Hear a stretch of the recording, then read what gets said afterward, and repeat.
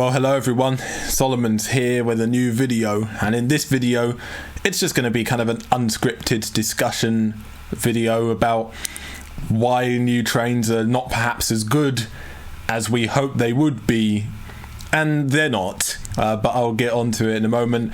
Anyway, all the usual stuff, like and subscribe if you enjoy, let's just get into this no long intro. So it's no secret that this new generation of trains is by far the least reliable generation we've ever had, especially when it comes to the EMUs, the electric trains. If you don't believe me, that's fine, I have more than enough figures to prove it. So on the screen right now, I'm going to put the figures for the current generation, the least reliable half, and I'm also going to put the figures for the least reliable half of the generation from the 2000s, and then the generation from the 1990s after that. So as you can see, the 2000s generation is far more reliable than the current generation, both at the top and the bottom. I mean, the 334 was very unreliable for the 2000s generation, at 15,000 miles between failures when most of them are above 20. But that is very good for a new generation train. I mean, the 379 and 387 are based on old designs. If you take into account new designs, that's better than basically everything. And that is at the bottom of the table for the 2000s designs. I mean, it's just really poor. And the 1990s trains, well, those are the experimental generation, you know, when AC motors were just a new thing, the 323s, 465s, they're not brilliantly reliable, I'll be honest. The 2000s generation is far better. But when it comes to the new trains versus them, they still have an upper hand because there's less outliers off the bottom end.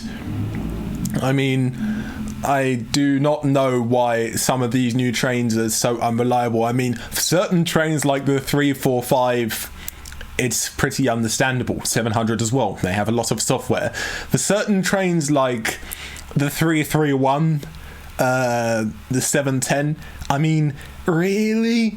They're just these standard trains. They're not more complicated than normal. I don't understand.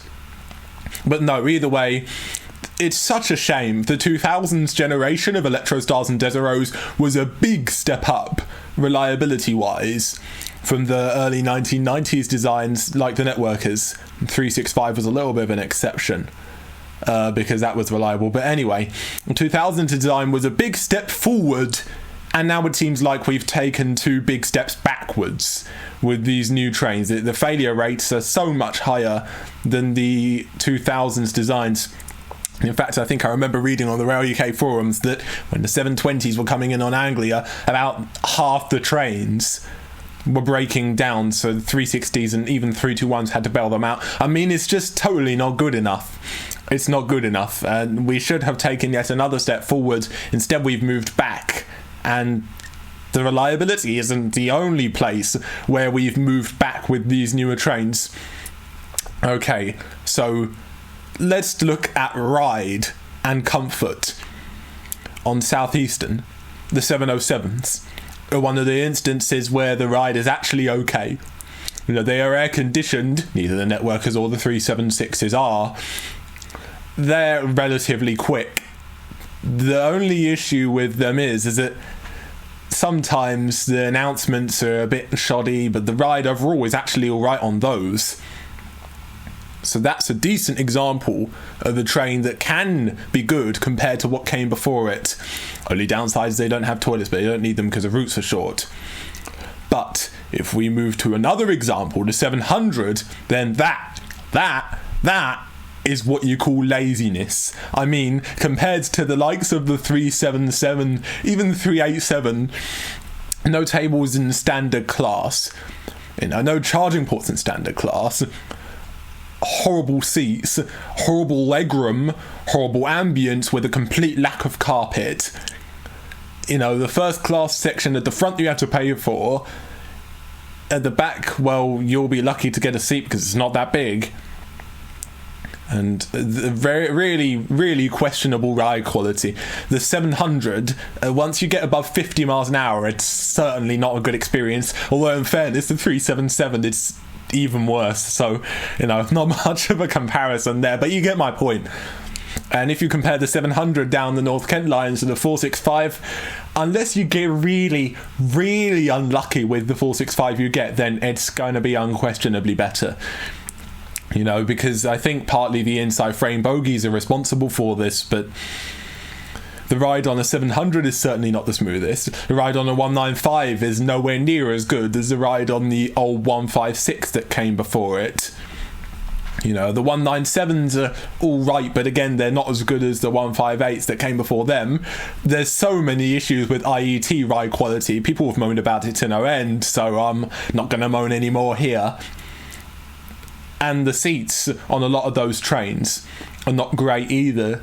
The 700, not very comfortable. IETs, not very comfortable.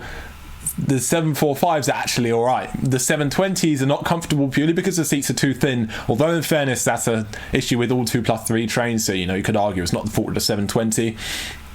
Oh, but I forgot to mention, a 720 will fling you into the toilet walls when you're trying to urinate, so that's not ideal either.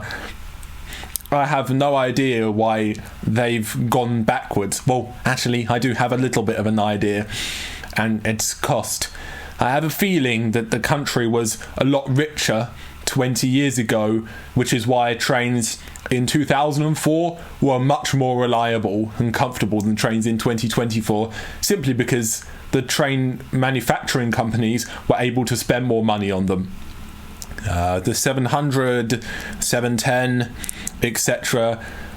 probably are victims of cost cutting, this country just becoming not as rich as it once was, and therefore they had to cut down on quality because otherwise they're going to exceed the budget. So I think that could be it. Could it explain why the trains are less reliable? Well, it probably could, to be fair.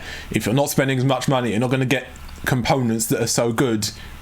But to me, it doesn't quite fully explain it. Forget those reliability figures. Delays. The 465s actually came into service on time.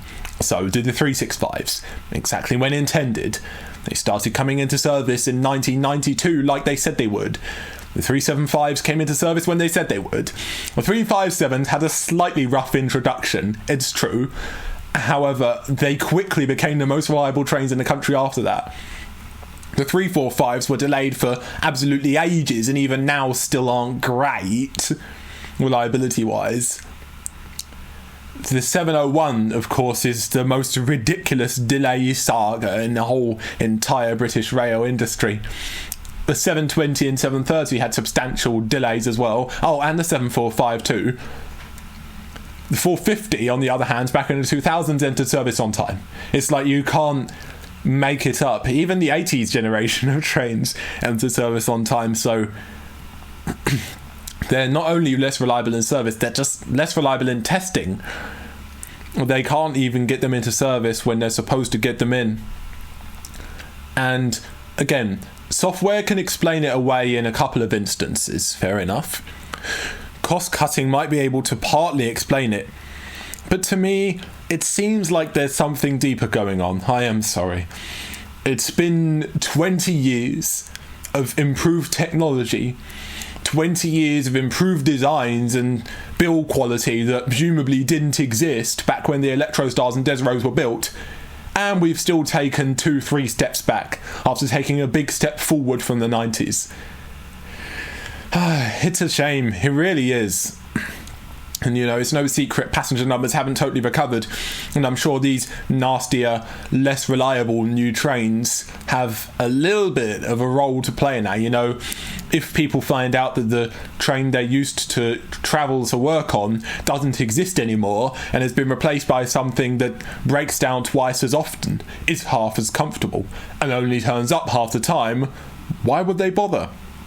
And so anyways, guys, sorry if I rambled a bit. This was unscripted, kind of meant to be a discussion video, which is why I would invite your feedback in the comments section.